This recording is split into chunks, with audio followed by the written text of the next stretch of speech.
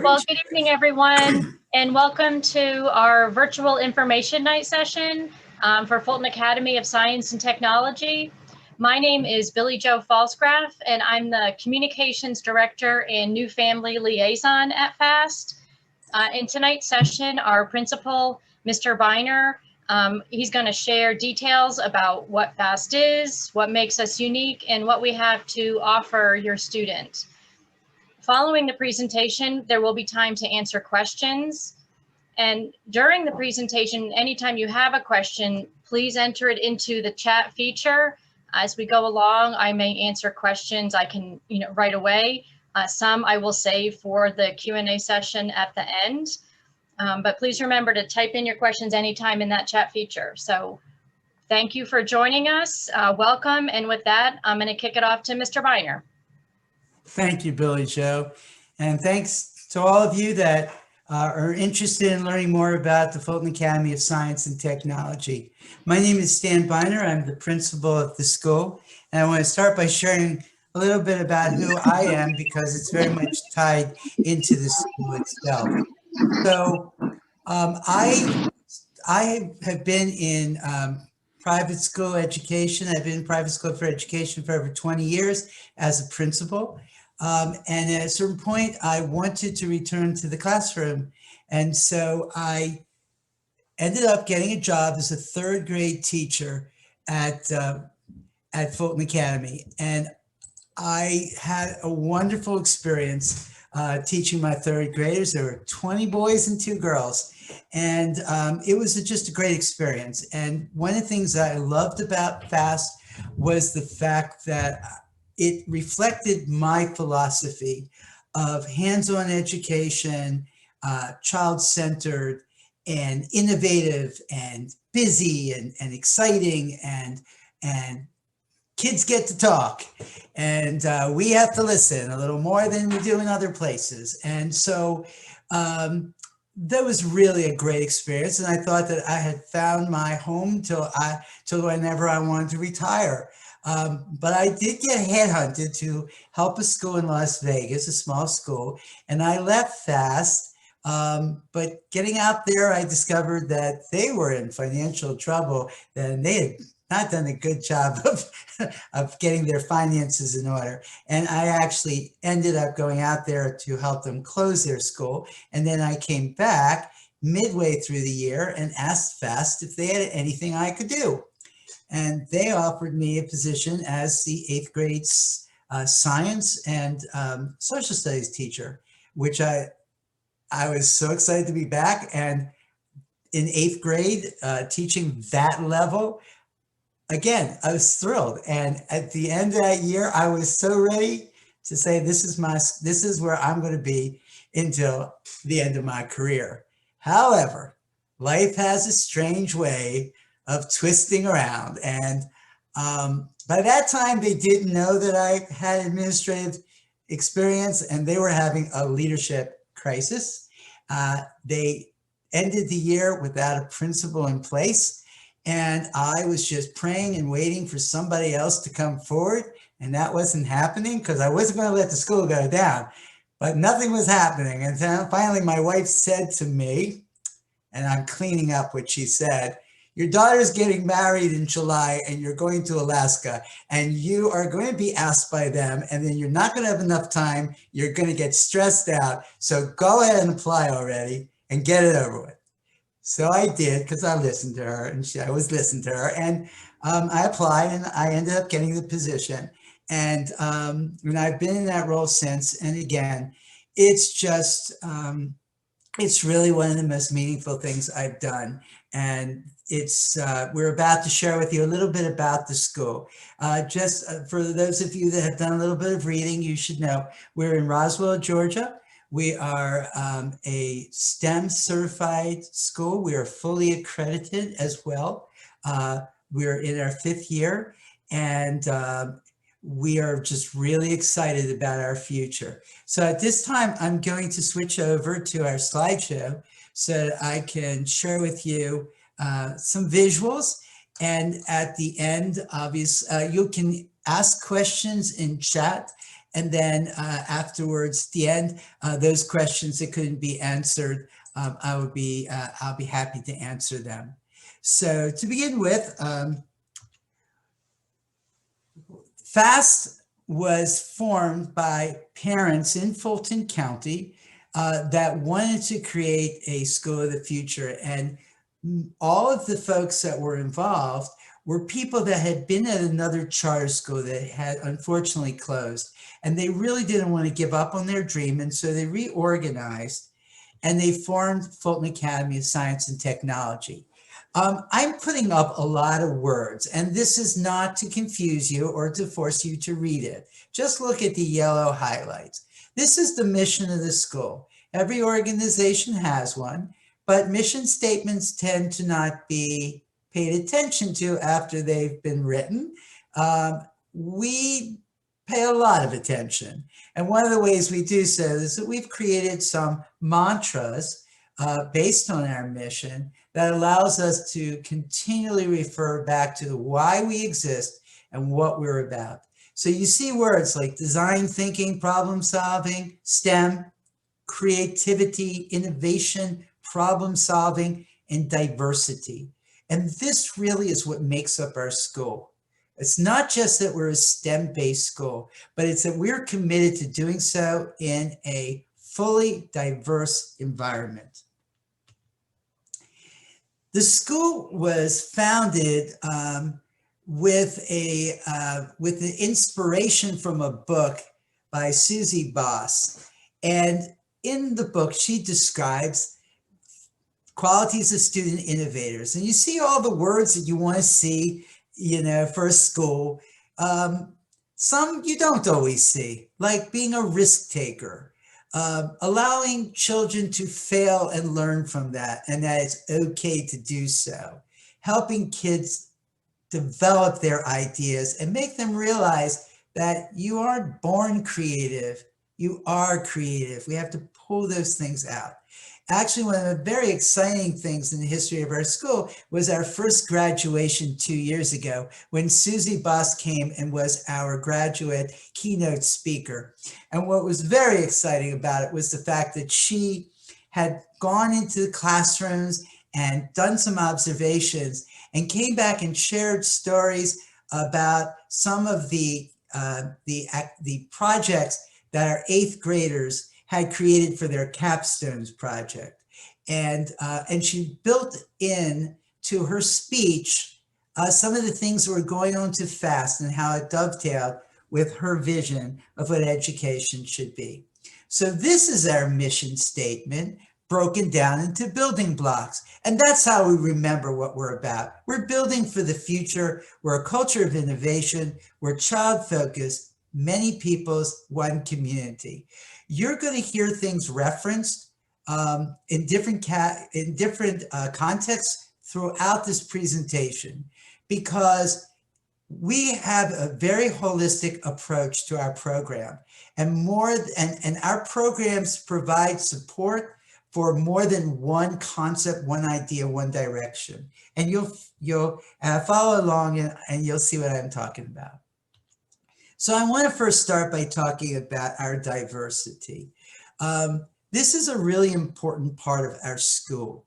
And as you can see, there's a tremendous amount of diverse populations in our school. And it's something that we really celebrate. But it's not something that just happens. It's something that constantly has to be worked on. Right now, we have a committee of students and faculty on a No Place to Hate committee that is talking about programs to deal with diversity, celebrate it, but also talk about some of the issues that come up because we want our students to be the problem solvers, solution seekers, community builders. And I do want to share one anecdote. As the committee was meeting, and at the first meeting, one of the students brought up the fact that they felt that religion had not been included as part of the diversity. And there were students that from religious groups that sometimes were discriminated against, and they wanted to make sure that those students were involved. So part of what they're doing actually at tomorrow's meeting is identifying some additional students to bring onto their committee to ensure diversity. We have a lot of programs to also support it. We have our social emotional learning program, SEL, that many schools have. Ours is called Second Step. And it's a very important program, and it brings up a lot of conversations for children in a very structured and planned for manner. We have lots of celebrations. We had Hispanic Heritage Month this year, Heritage Week, which was this wonderful week of activities where children dressed up from their native countries. There's about 50 plus different countries represented at our school. We had a Lego building contest. Kids built historic sites from all over the world, and they built it through Legos, storytelling, all kinds of things. And then we culminated it with the Thanksgiving celebration, which brought across the message that with all of the differences that we have, that there's so much more that brings us together. And Thanksgiving reminds us that this is a nation of immigrants. And so these are all weaved into our program. We're right now preparing for Black History Month, and then followed by Women's History Month, and then Asian Pacific History Month. We also do a lot of diversity training. I'm on a professional learning committee right now with about 12 different staff people that is deeply in conversation about how we continue to learn more about how we each think and where we come from, and to build better understanding, as well as bring across messages of importance of how we approach different communities and their sensitivities. So it's an ongoing process, which is really important to take care of a school like ours. So our next piece for our mission statement is that we're child focused, that we really want each child to reach their greatest potential. We often will talk about, and this is a big mantra of mine, is that no one has the right to determine a child's script. Children should be focused on in terms of what they can do and not what they can't do. And that we have to recognize that children develop at different paces. And I'm going to talk a little bit more about that later in our process. So this is our paradigm. And at the top, you see that the learner is the focal point, supported by a teacher and supported by the environment. When we go into the classroom to observe teachers, we do not watch the teacher. We watch the children. How engaged are they in the conversations going on? Are they involved with any self-assessment? Are they able to articulate the goal of the lesson? And how much interaction is going on between students? So the focus is not on how is the teacher doing, but how well is the teacher engaging the learner? In addition to that, we pay a lot of attention to the environment. So when you walk into our school, you're going to see schools, the classrooms have all kinds of furniture, picnic tables, tall desks, low tables. We have wheels, table desk chairs on wheels, folding, nesting tables that can be flipped up and moved out of the way for a larger program or conversations. And the idea is to make sure that we're supporting the learning environment by making sure that it's in a conducive physical setting, and even down to lighting. So what are the programs that we incorporate to make sure that we stay child focused? We have a Genius Hour once a week where children have the opportunity to explore something that's of passion to them. When I taught third grade, I had a group of kids that decided to explore the history of henna painting and then to actually do some henna painting. Another child was interested in urban legends. Somebody wanted to learn how to do card tricks, but it wasn't about the actual product. It was about the process to get to that, and teaching the child to come up with the project, helping them sustain the interest to complete it, and then giving them the opportunity to present to their classmates. Capstones is the culmination of our school studies in 8th grade. And I was fortunate to be the first capstones teacher. And the projects these kids came up with were just extraordinary. We also hired somebody to come in to teach them how to do a formal presentation, how to not talk to the PowerPoint presentation, but talk to the people. And that the PowerPoint was just background for the audience. In this particular picture, you see a young man towards the back who's holding up a drone. And then you see one of his friends with the visor on it. He was able to develop a program that could connect the visor to the drone. And he was able to make a movie of the drone flying around a farmhouse and put it to music. His capstone was voted everyone's favorite. All kinds of things were done. Not everything was science. I had a student who decided to create the best eclair possible. Discovered that food science was involved and ended up saying, I need to come up with another pastry that can maintain its consistency for a little longer, and came up with a product that took 2 days to make.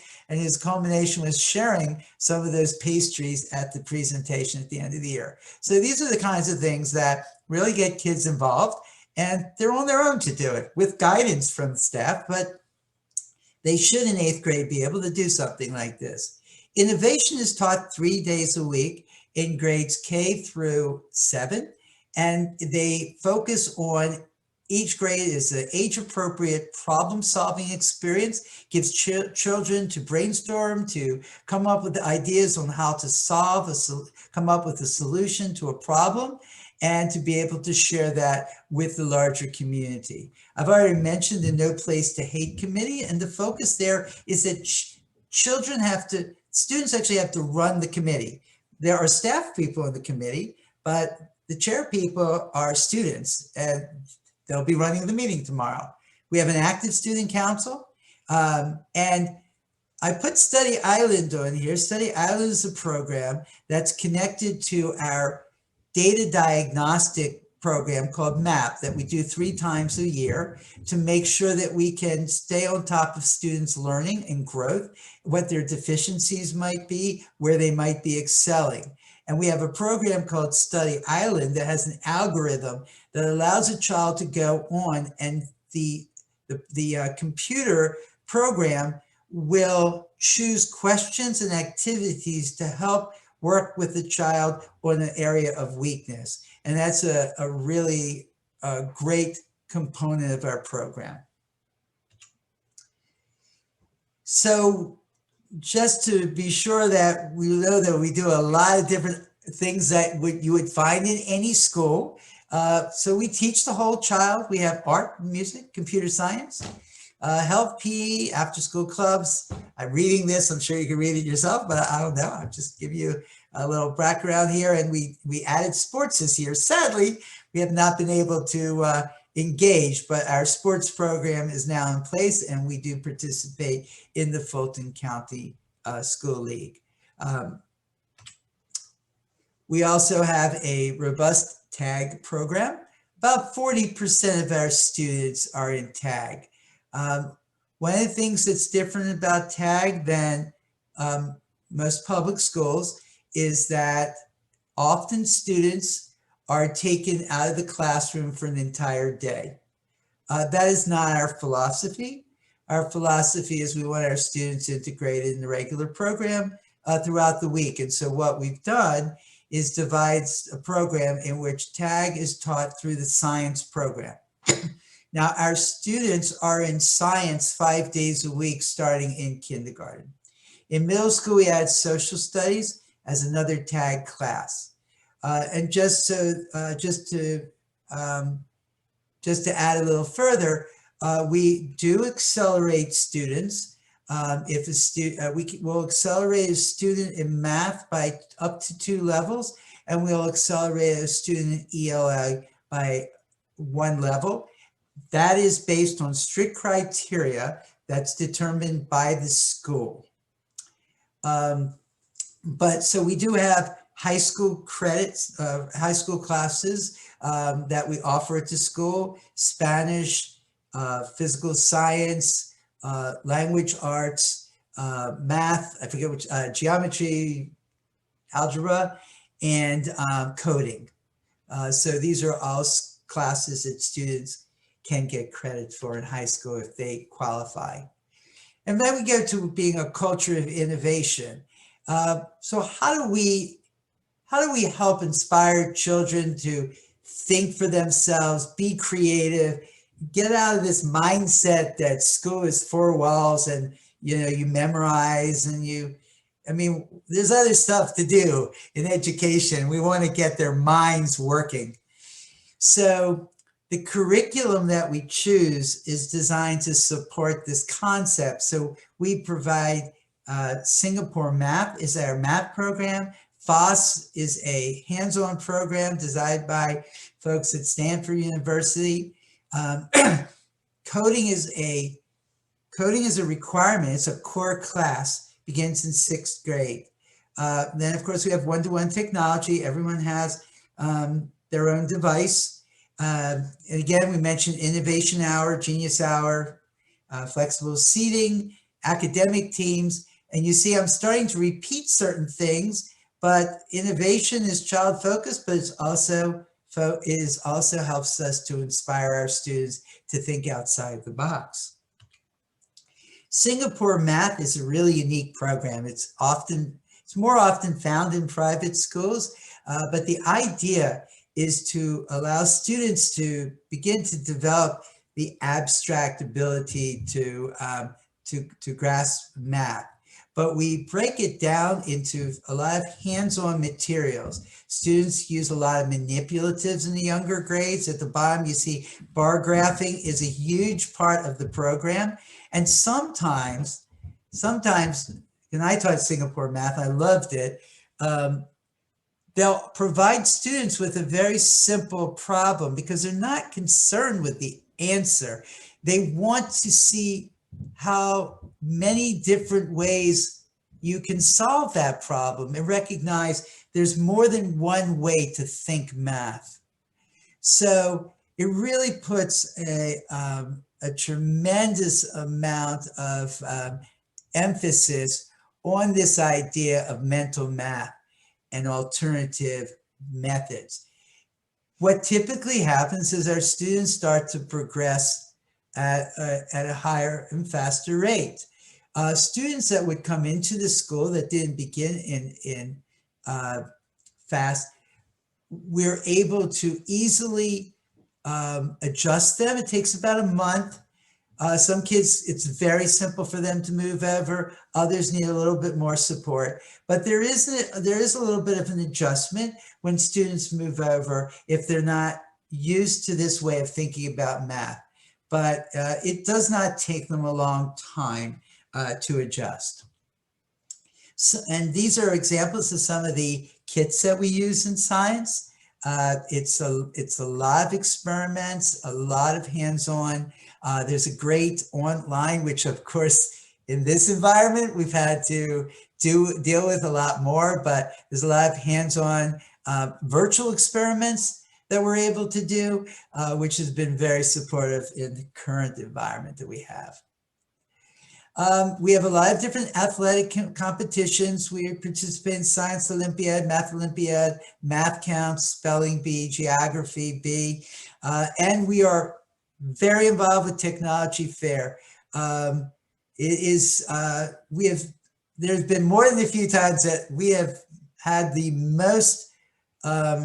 highest representation of winners at Tech Fair. Our last Tech Fair, we had over 100 students participate, And 3 of those students went on to receive state recognition. And again, this is not something students are required to do. It's something that they want to do because they get excited about the science, the technology, the math. And again, some of the things that also still built in is not just science and math, but coming up with social action projects for the community. We call them field studies because we attach a lesson to where the students are going. And we've talked about some of these other things already, but again, this all contributes to the concept of an innovative environment. This is a picture of some of our student council members last year raising money for hurricane victims. They've been doing it this year. We were online for the first half of the year, but they still continue to do community service drives and be involved. It's a great group. Building for the future means that we have to make sure that in addition to doing hands-on learning and combining and figuring out different ways to connect units together, we have to constantly be training and providing professional development for our teachers. And we do so every week. We'll take on a topic or a conversation. We also provide a lot of funding for conferences. All of our paraprofessionals went to a conference last week on how to become a classroom interventionist to assist in the classroom. But we spend a lot of money making sure that teachers have the opportunity to go outside the building. But in addition to that, we do a lot of internal training. So right now we're very busily involved with executive function skill training. That's a big focus of ours right now. We're doing a lot of work with data dives to make sure that teachers have the skills they need to be sure they're able to use the data to improve learning.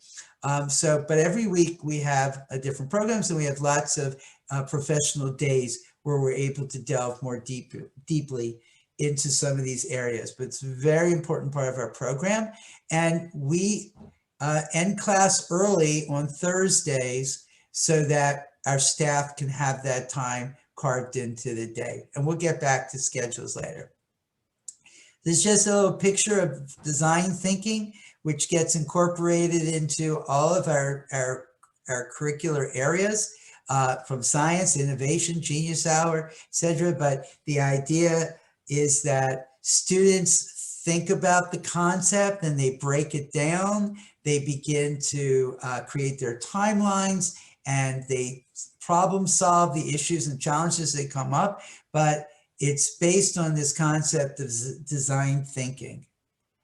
And we try to make our experiences as hands-on as possible. We also, a lot of times you hear the word project-based learning. That is literally what we're doing in innovation, but we also bring that into the traditional classroom as well. There's a lot of connectivity between different subjects that are used, and PBL is an important part of our school as well. Something that's new to our school and yet not so new is something that really came around due to COVID. And I feel like this is a case study for getting inside the mindset of our school. So we have done fairly well during this unfortunate time, in the sense that we're able to figure out early on, we saw what was coming, and we began to train our teachers to teach remotely prior to the shutdown.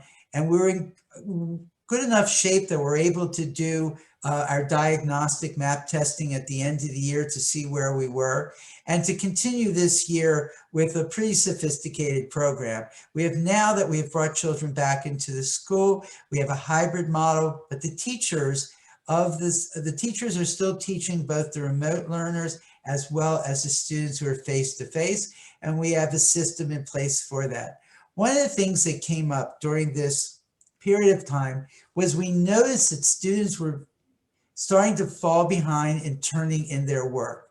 And we can't say that it's all based on the fact that, oh, it's just so stressful and this. And we realized that what was happening really was that executive function skills that usually are taught in the classroom and happen naturally were not being purposely attended to, and students did not have that daily reinforcement of some really important things, such as being able to manage your time, to know how to ask and when to ask a question, ask for help, to be able to start. Because sometimes you'll say, you have 3 papers to turn in, and they understand that, but they don't know where to start.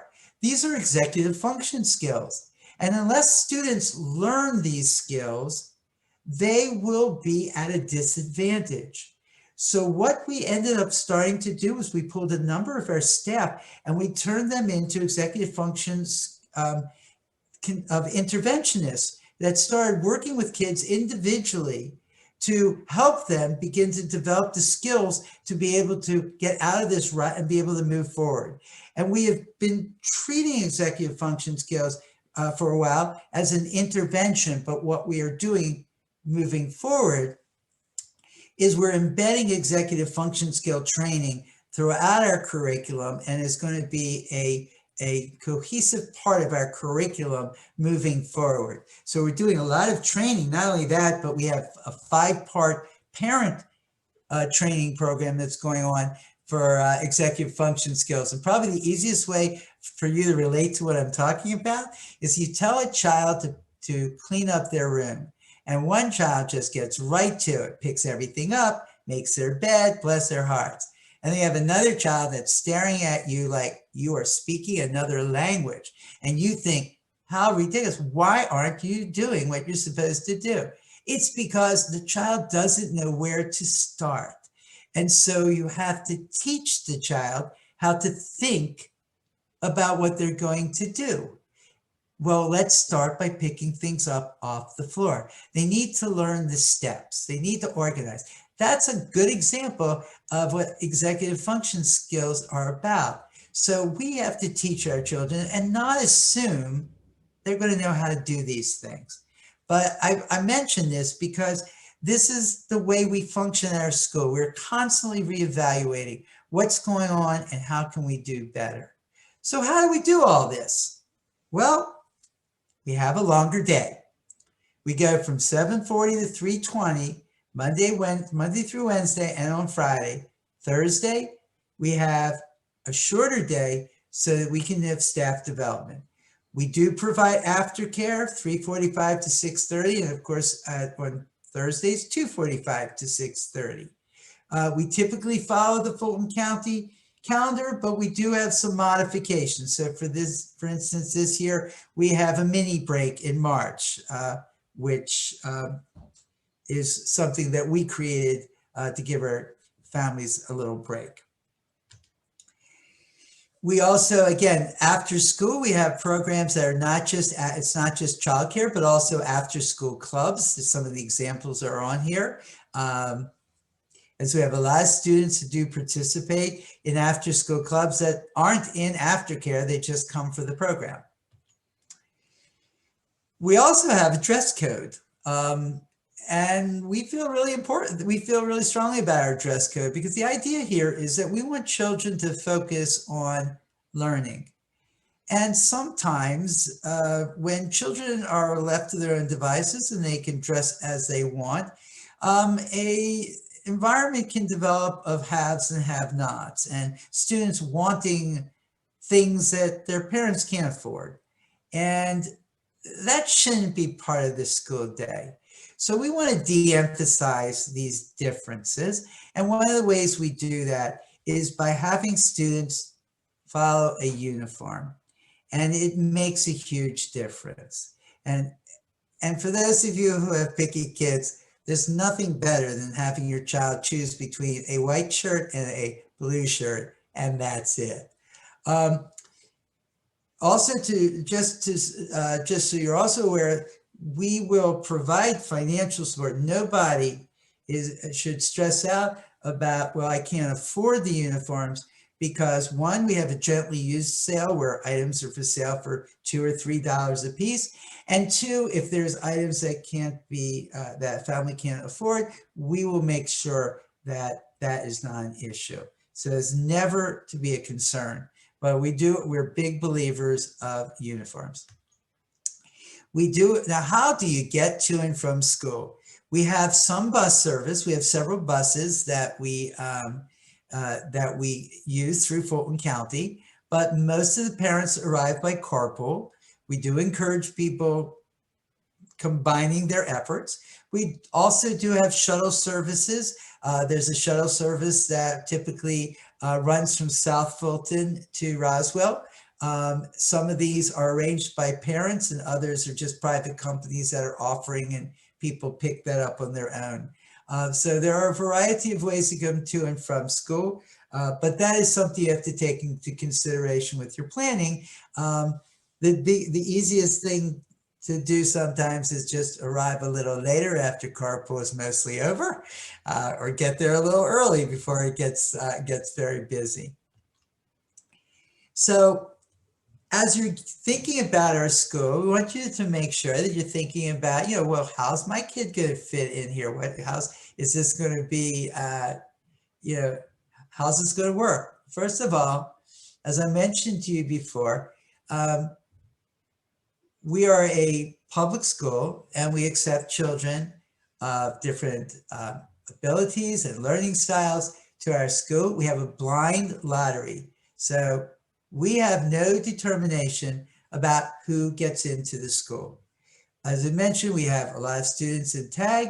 We have children on IEPs and 504 plans. We have RTI, all the alphabet letters that you all get familiar with pretty quickly. EIP, which is early intervention, and ESOL for children that need support as a second language. So all those are services that we provide at our school. Something you should be aware of is our school is less structured. So it can be it's very exciting. It's a busy place. It sometimes can be a little less structured than some more typical schools, but it's a really exciting place to be. But it's also a longer day to support STEM. So these are the kinds of things that make up the uniqueness of our school. But again, we have a special services director, and if you're interested in the school and you're saying, well, I have some specific needs, you just need to reach out to our special services director to begin that conversation. And again, as I said, FAST is a blind lottery, so every child has an equal chance to be admitted, because our goal is to be as diverse and as inclusive as possible. The last time we had a session, someone asked the question, what is the ideal FAST student? What kind of child are you looking for? That was a really interesting question. And my response is the following. We're not looking for any type of child. Obviously, a child that's excited about learning and wants to jump in, that's great. They'll have a wonderful time here. But we take children from where they are. And we also stay more focused on not what the child looks like when they come to school, but what we want that child to look like when they leave. And as I mentioned to you before, we don't want to write a child's script. We don't want to tell a child that's 7 or 8 years old that this is what you're going to be and this is your plan.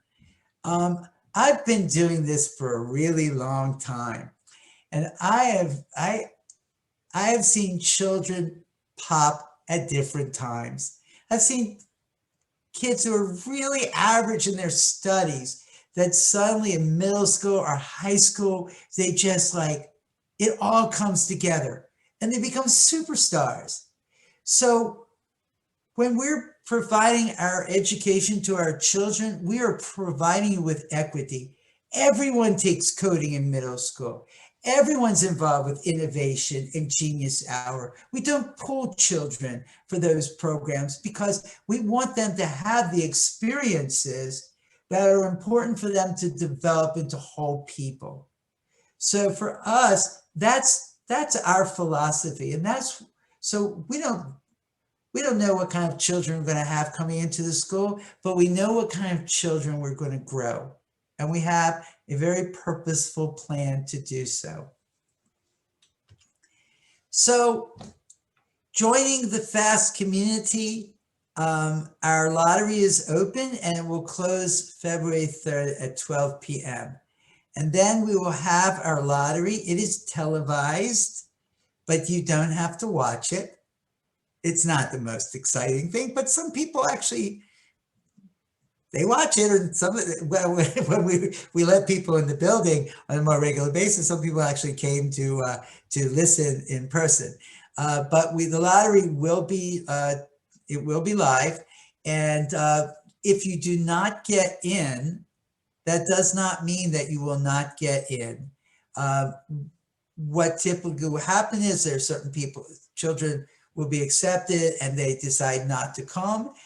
We also don't know which children are going to be leaving our school, or they just, they move out of town. So there's always transition of families that are leaving our school. So there are openings, and we will accept children into the school off of our waiting list up till the 10th day after our school year has begun. So if you do not get in on the first round, that does not mean that you will not get into the school. So that essentially is that's FAST. And this is our mantra that we go over with our children. We want to be focused, appreciative, self-disciplined, and thoughtful. These are the attributes we want our children to have, to take care of themselves and take care of others as well. So a celebration of FAST. And with that, I will turn it over to Billy Joe to take questions.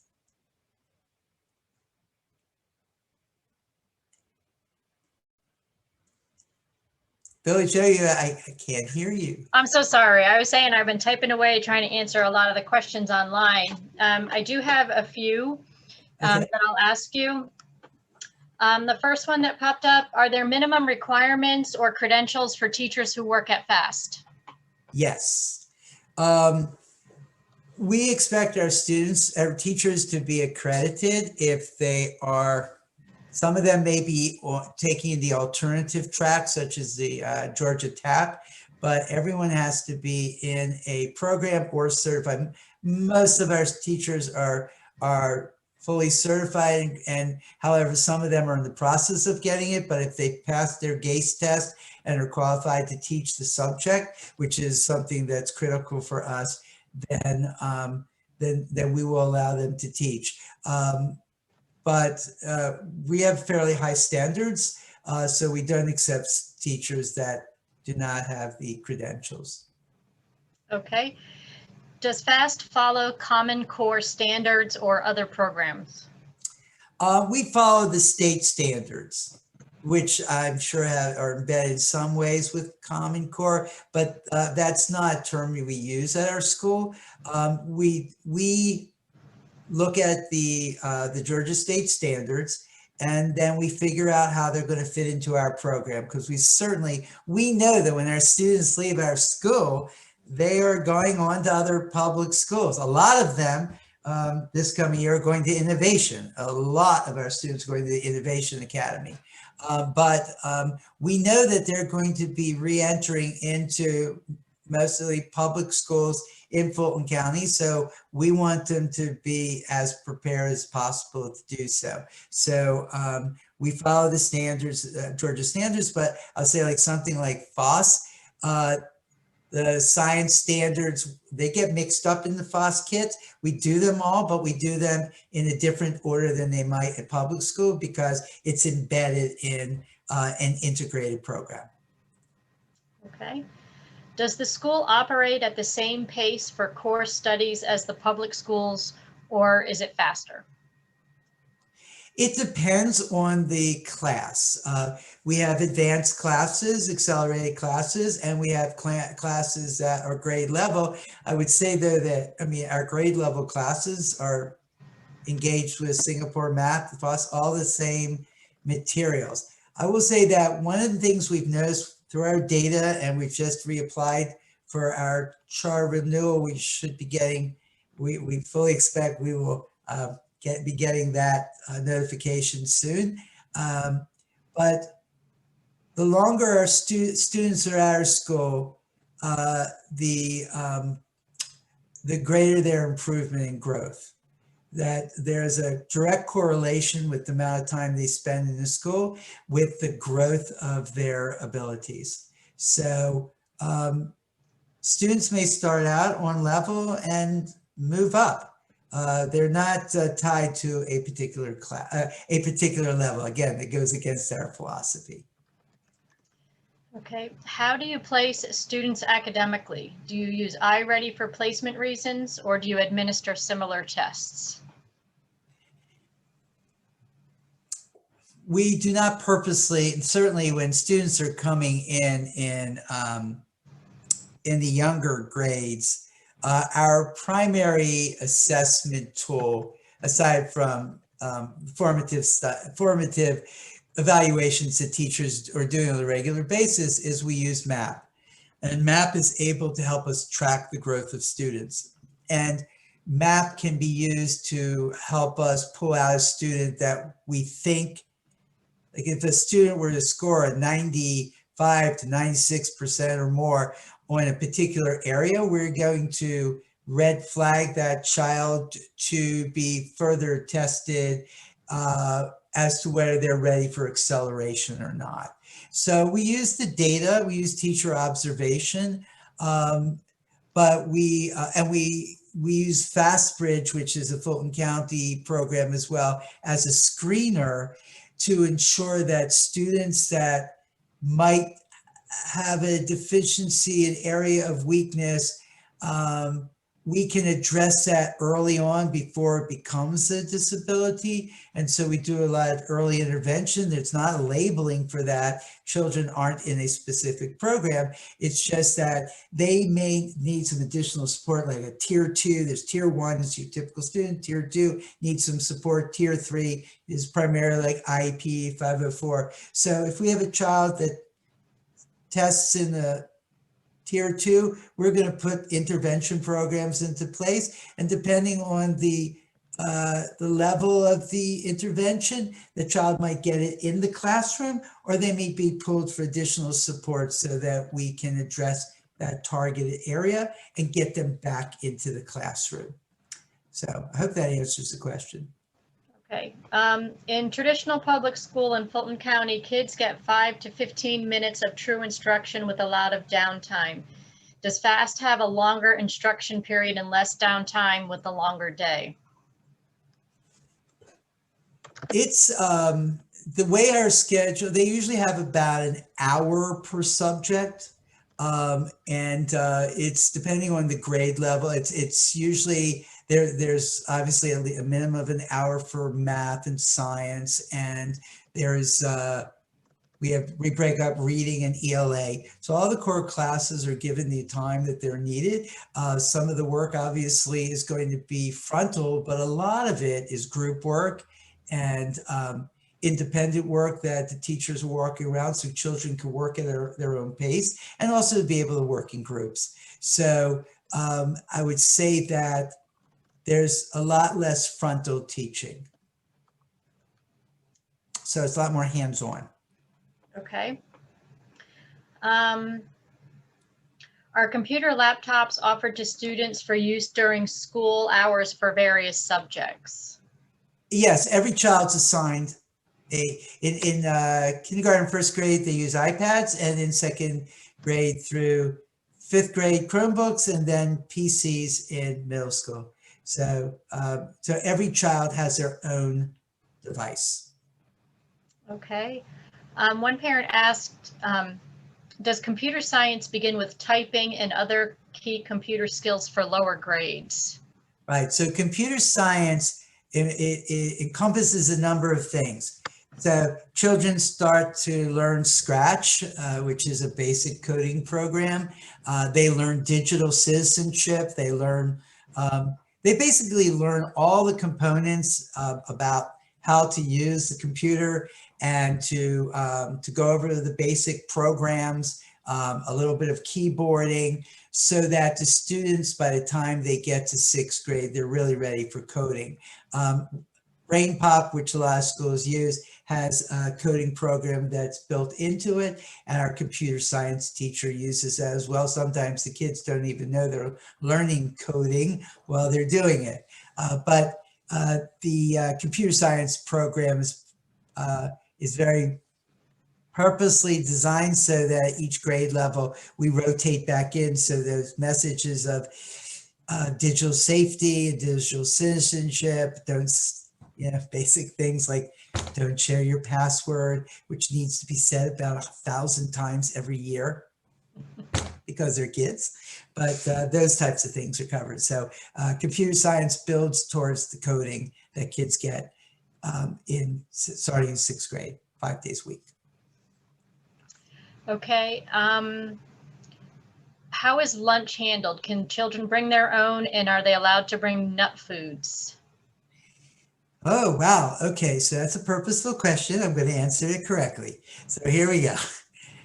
We have a program called the Atlanta, it's a service called Atlanta Lunch. And so you can you can order lunches through that program, or you can bring your own lunches. We also have a free and reduced lunch program. So if you qualify, that your child will be able to eat either free or reduced lunch. When it comes to that, we are a nut-safe environment. We recognize there's a lot of students in the school, and the reality is we don't want those children to feel like pariahs and sit at a nut-free table as if they are infected. So we do not do that. There are some times where a child may need to have a nut supplement. We provide for that as well. That is so rare. We offered it, and since we've offered it 2 years ago, we haven't really had anyone take it. People will bring sunflower butter and things like that, or sunflower seed butter. But generally speaking, we do not, and we're very careful about food being brought in so that we don't do birthday cakes and donuts and things like that. We have other ways to celebrate the birthdays, but we try to de-emphasize the food to make sure everyone feels included. Okay. What is the ratio typically for classes for boys to girls? Depends on the grade, but I will say that our school does tend to have more boys than girls. That's not something that is, it's really about how many people apply to school and how many people get in. A lot of the classes are even. There are some classes, like I said, the class that I taught in that particular grade is boy heavy, but there are other classes that are more balanced. It really is, it really varies from grade to grade. We don't have any control over it. It is just what it is. So it's a good question, but again, it varies from year to year. Okay. I have a follow-up question to the placement and the MAP testing. If a child is already in accelerated math and ELA, is it correct that they would be reevaluated with the MAP test and could be moved down? No, that would not. We would respect that. If there was an issue that came up and we didn't notice them performing, it would be one thing. But we certainly, if they're coming in from other public schools, we're assuming that they're providing us with the appropriate information. They've done their work, and we're going to accept the if they've been in accelerated math, they will continue in accelerated math. Okay. Would a child coming in as a 6th grade student be too far behind in coding or computer science than their peers who have attended FAST for elementary grades? No, because while obviously students who have been familiar and been planning and working with coding to some extent are going to have a little bit more of a background, but the way the coding teachers work, kids are working on different levels through the programs that they're doing. So if a child's coming in sixth grade, they will be able to acclimate. It's not going to be a problem. Our goal is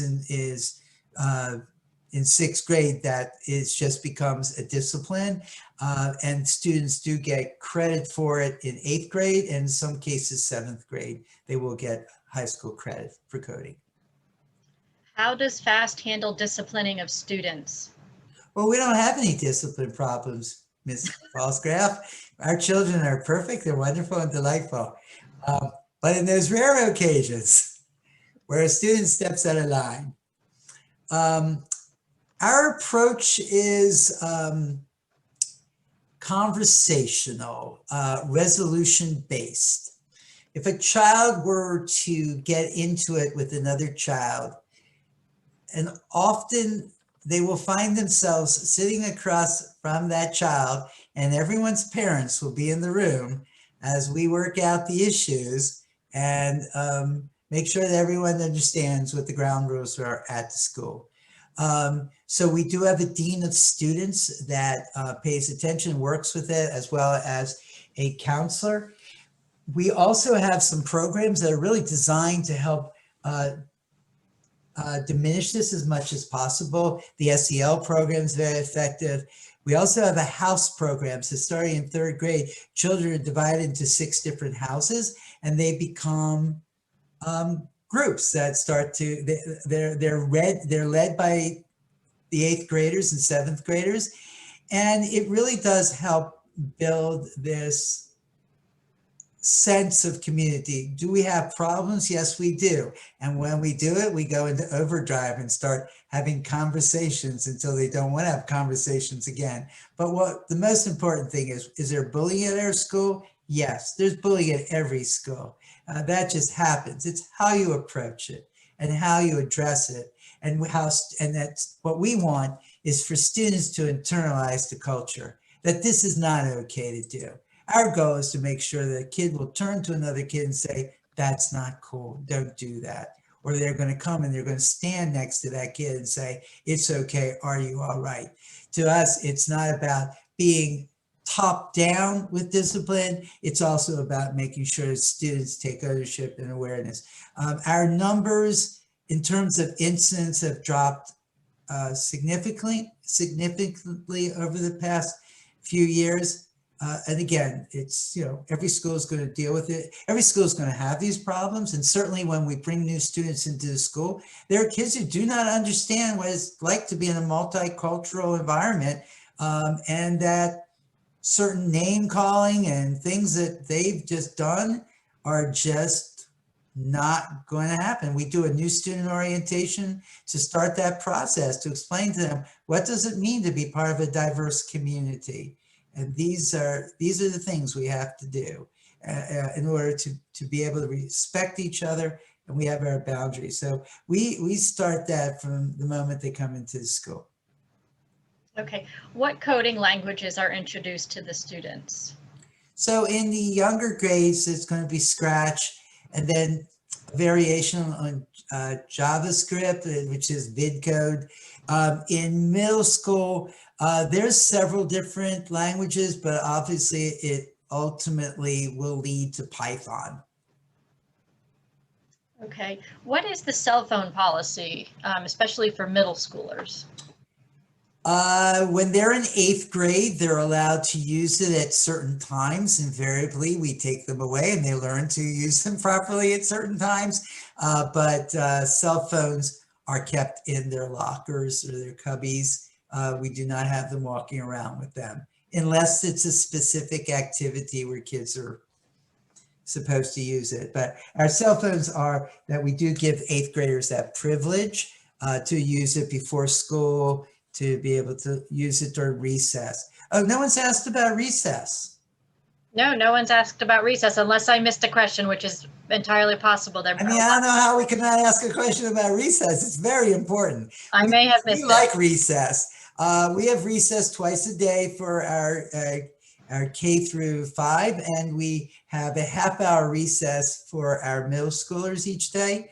We also do PE, etc. But And we do have some organic recesses where kids can just be pulled out if the teacher looks at them and says, there is no way these kids are going to learn anything right now. Let's go run around for a few minutes. So we do make sure that recess is part of the day. They need to have their brains aired out.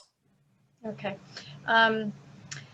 It is 8 o'clock. There are several more questions, and there's a lot of questions around the lottery. I'm not sure if you want to wrap it up or if you want to go. I can stay on. I'm videotaping Zoe's outrageous playlist, so I'll just watch it at 9. So we're fine. I'm happy to stay on to get the questions answered.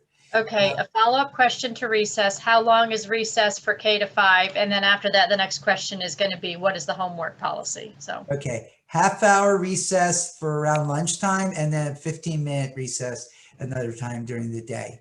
In terms of our homework policy, there's not a lot of homework. There isn't really homework in kindergarten and first grade. I think towards the end of first grade, we begin to introduce it. We want our homework to be meaningful homework and that it's purposeful. We have a certain amount of time that's allocated for homework. There are some teachers that will give more. Obviously, you're going to get homework, some math for rote, and you got to memorize your times tables and things like that. But we do not overload children with homework. They have a long day. They're in school till 3:20. So we're not going to have them go home and do a lot more work. And the reality is our scores are really good. Our milestone scores, our CCRPI scores. So overloading kids with homework is not equal to higher levels of tests and stuff. So our homework is appropriate and purposeful. And kids do get homework. They need to learn how to structure. okay. It's not overwhelming. They're not going to have 4 hours of homework. How does the school perform on standardized tests compared to other schools in Fulton County? We outperform most schools in Fulton County. We're at the high range there. You can, I think they're posted on the CCRPI test sites, but our school is considered a high performing school. We always get these recognitions for milestones and for the academics. I'm not sure what the awards are all the time, but we do well. We're recognized for that. Okay. Do we have any food/gardening programs? As a matter of fact, why, thank you. Yes, we do. We just built our garden. Our garden is it's a teaching garden. It's in cooperation with the University of Georgia, and we will different grades will be responsible for different beds. We have some that will be just natural Georgia wildflowers. We have hydroponic tower that will be incorporated. The fifth graders, I believe, the fourth graders are the ones doing environment. They will be the ones that's primarily going to be connected, but the teaching garden has just been built. And our goal is to have produce delivered to homeless shelters once we have it up and running. Okay. Do we have any theater programs? We do not have a theater program. As purposeful as something we would like to do, but we have after school clubs that do theater, but we do not have a formal program yet. If you ask me if we're going to have one in the next year or two, my guess would be probably yes. But for right now we don't have a formal program. As I said, we just did add sports this year, and we add Spanish this year. So these are all things that are new to our school. So we're constantly changing. There was a question if people can opt out of milestones. Yes, they can, similar to other schools. Maps, we really want people to take them because they don't impact, they don't go in anybody's transcripts. They are purposely to help us help our children. That's how we get our data. Is the staff and teacher population as diverse as the student body population? It actually is pretty diverse. I'm going to see if I can remember this. About 30% of our population, African American, 20% is Asian, about 45% is Caucasian, 10% is Latino. I don't know if that adds up to 100, but it comes pretty close. But yeah, it's a diverse population, which, again, we want our children to connect with, and have role models in the building that people that, the more diversity, the better understanding, and everybody benefits from it. Class ratios and class sizes, we have 24 in a class is typical. We have a teacher. We do not have paras in every classroom. Kindergarten, every class has a para. We have a few roving paras who go into classrooms as needed, but we do, generally it's the teacher in the classroom. So there's basically 24 kids in each class. I think there was a question about the lottery and how many students we're accepting. We have 3 sections of kindergarten, and for the first time, 3 sections of first grade. We had 2 sections up until this year, but as we're building up, we're going to have more openings. So people that are looking to come in kindergarten and first grade, there's a better chance of getting in than there used to be, because a part of it would be blocked in by people who had siblings coming in, and they do get a priority rating there. However, we expanded the pool so that we could give a lot more people a chance to get into the school at the ground level. 6th grade, we expand from 3 sections to 4. So we go from about 60 some to 96. So we do bring in a large number of students in 6th grade. Okay. Before the next question, I just want to let everybody know, if you need to leave the presentation, we will provide the link tomorrow to all the email addresses who RSVP'd, as well as try to provide answers to all the questions that we may have missed or don't get to. Next question, what are the educational expectations of students starting at the kindergarten level? None. It's like, no, I mean, really none. As I said, it's a blind lottery. Blind means you apply, you get in.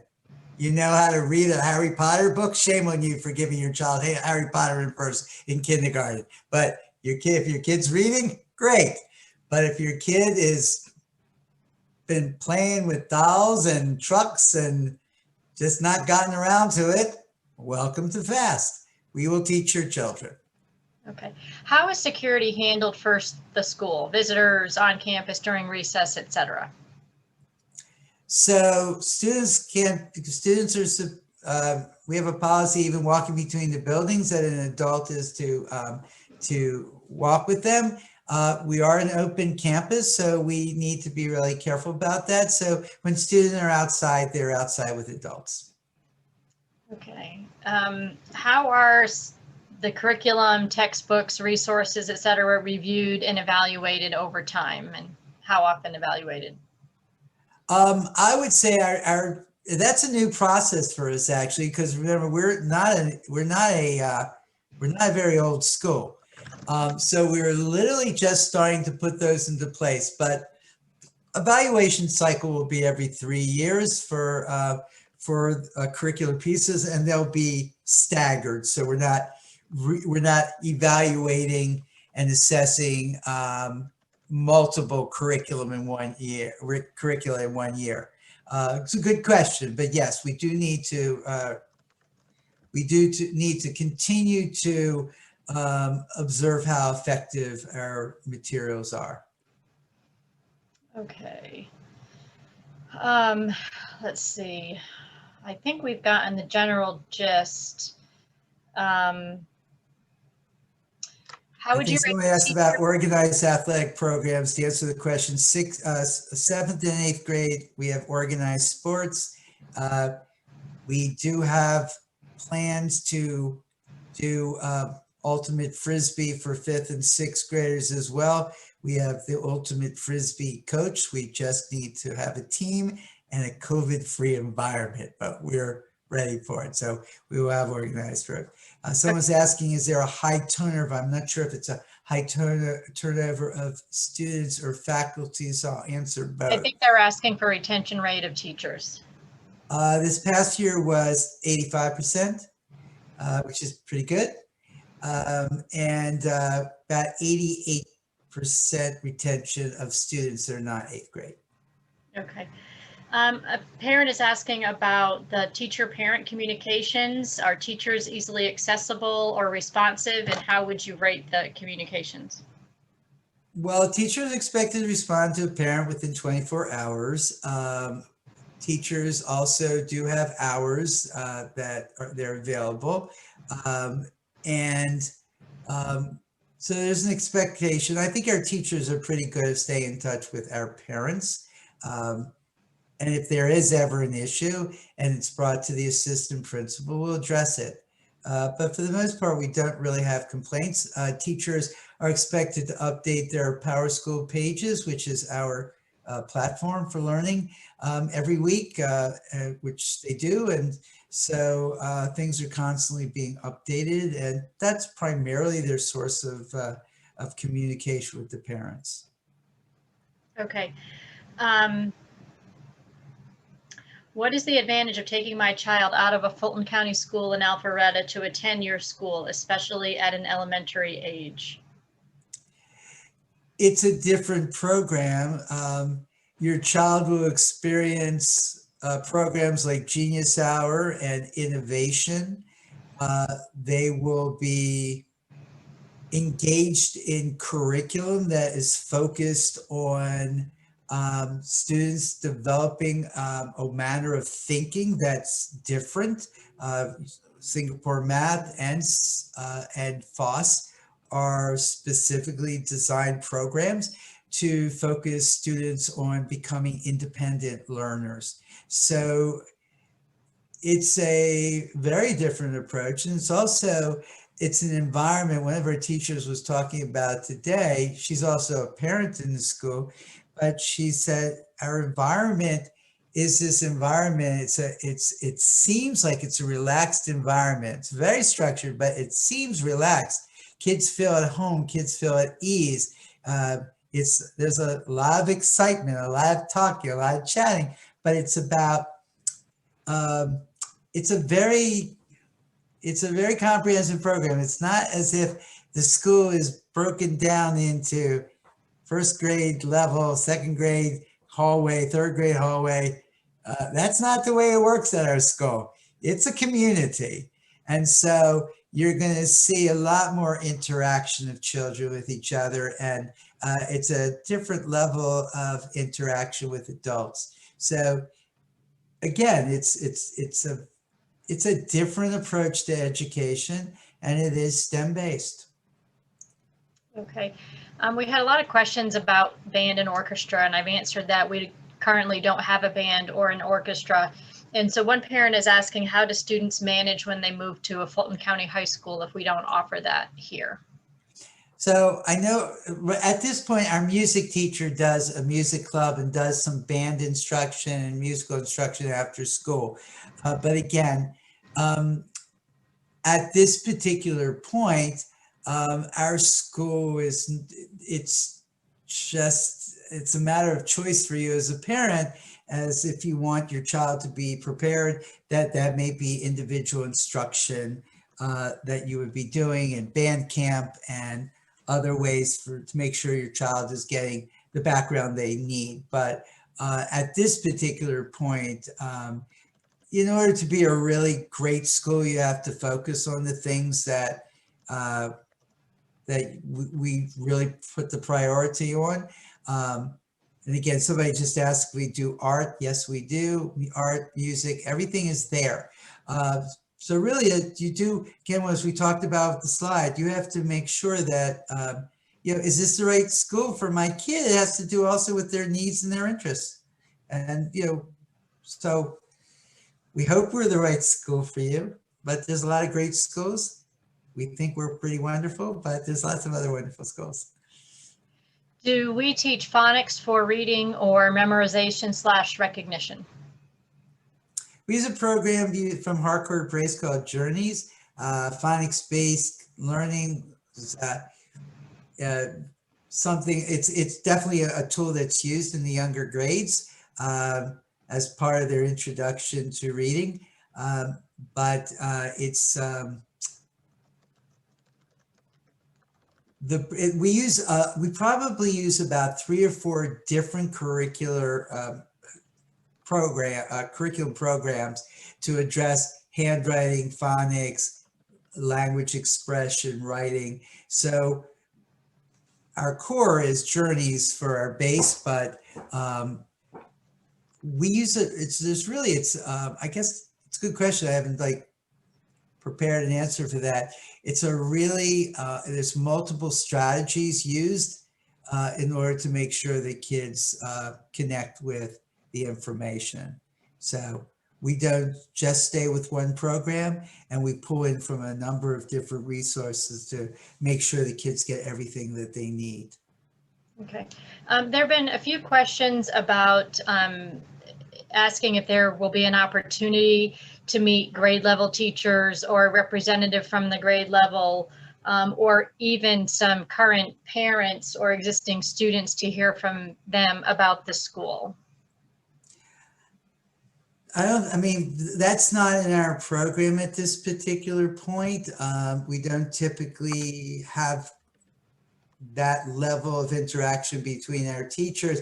When in a normal non-COVID environment, we would have tours where you would be seeing the teachers in the school and meeting with them. Unfortunately, this year, at this point, we cannot offer that. We are offering tours on the weekend, so you get to see the building. But unfortunately, in this particular year, we're not able to do so for the sake of our teachers. And it's not typically been a part of our program to go to that extent. We do have a PTO. Yes.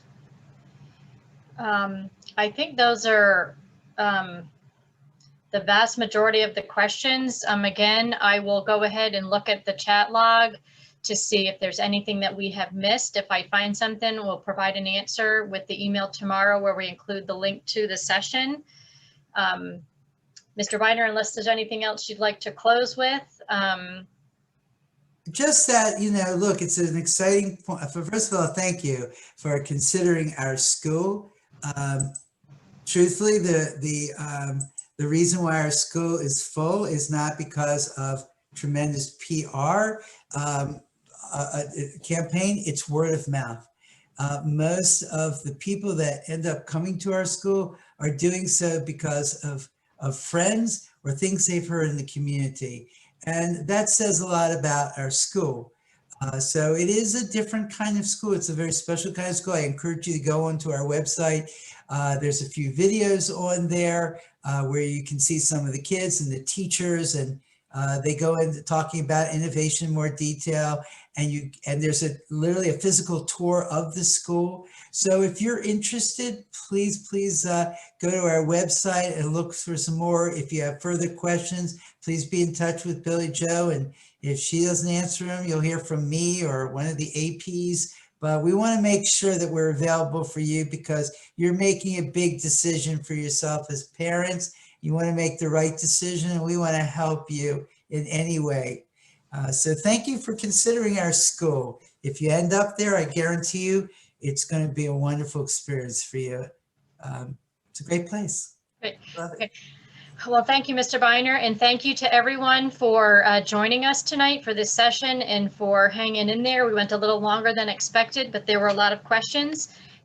If you have any questions that did not get answered or you think of tomorrow, please email info@fastka8.org. You should have an email in your inbox from that address already. And the next step really is to apply to the school. The lottery deadline is 12 p.m. on February 3rd.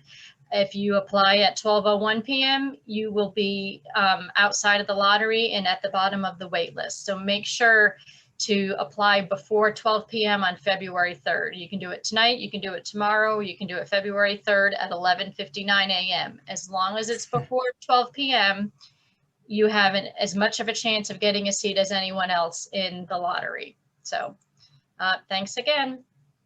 Bye, everybody. Good evening.